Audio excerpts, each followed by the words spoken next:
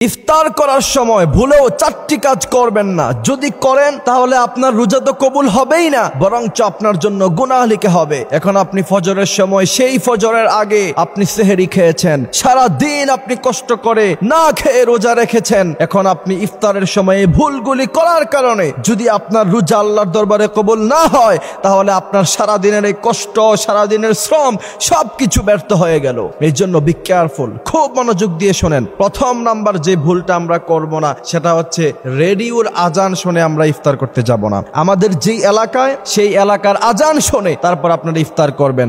কারণ রেডিওর টাইমের সাথে আপনার এলাকার, আপনার মহল্লার টাইম 4 মিনিট 5 মিনিট এদিক সেদিক হয়ে যেতে পারে। এই জন্য প্রিয় ভাইয়ের আমার, আপনি যদি ইফতারের সময় শুরু হওয়ার আগেই যদি ইফতার করে ফেলেন, সারা দিন আপনি কতগুলি ঘন্টা না খেয়েছিলেন, কিন্তু আল্লাহর দরবারে কবুল হবে না, আপনার রোজাটা ভেঙে যাবে, আপনাকে আবার রোজা রাখতে হবে, কাফারা দিতে হবে।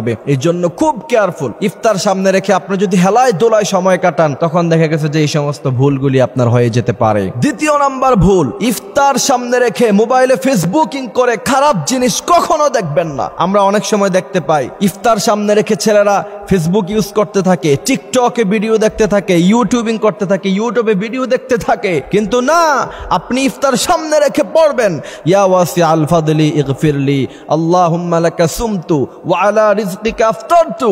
এই দোয়াগুলি আপনি পড়বেন, ইনশাআল্লাহ আল্লাহ পাক আপনার রোজাগুলোকে কবুল আর মঞ্জুর করে নেবেন। আর ইফতার সামনে রেখে যদি আপনি ফেসবুকিং করেন, ইউটিউবে ভিডিও দেখেন, টিকটকে ভিডিও দেখেন, ইনস্টাগ্রামে যদি ভিডিও দেখেন, যে খারাপ ভিডিও চলে আসতে পারে, আপনার রোজাটা মুহূর্তের মধ্যেই হালকা হয়ে যাবে। এই জন্য প্রিয় ভাইয়ের আমার, এই বিষয়টা অবশ্যই মাস্ট বি আমাদেরকে খেয়াল রাখতে হবে। তৃতীয় নাম্বার হচ্ছে ইফতারের সময় প্রচুর পরিমাণে খায়। অনেকে দেখা গেছে যে খাইতে খাইতে তারপর নামাজের আর কোনো খোঁজ খবর নাই, মাগরিবের নামাজই সে পড়তে পারে না। বিশ্বনবী সাল্লাল্লাহু আলাইহি সাল্লাম স্পষ্টভাবে বলেছেন, মুমিন খায় 1 হাতে, কাফের খায় 7 হাতে। অর্থাৎ কাফেররা অনেক বেশি খায়, অমুসলিম যারা প্রচুর খাবার খায়, তারা সত্যিকার অর্থে মুসলমান।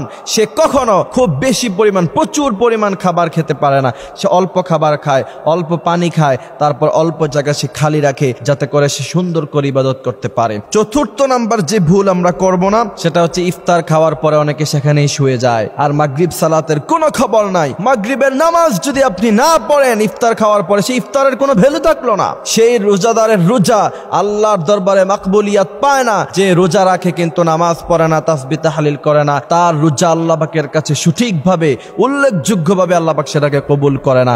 এই জন্য প্রিয় ভাইয়েরা আমার, অবশ্যই আমাদেরকে খেয়াল রাখতে হবে, আমরা যেমন ভাবে রোজা রেখেছি ঠিক তেমন ভাবে নামাজগুলি যেন আমরা আদায় করতে পারি। আল্লাহ সুবহানাহু ওয়া তাআলা আমাদেরকে সঠিকভাবে নামাজগুলি আদায় করার তৌফিক দান করুক, রোজাগুলি আদায় করার তৌফিক দান করুক। আমিন।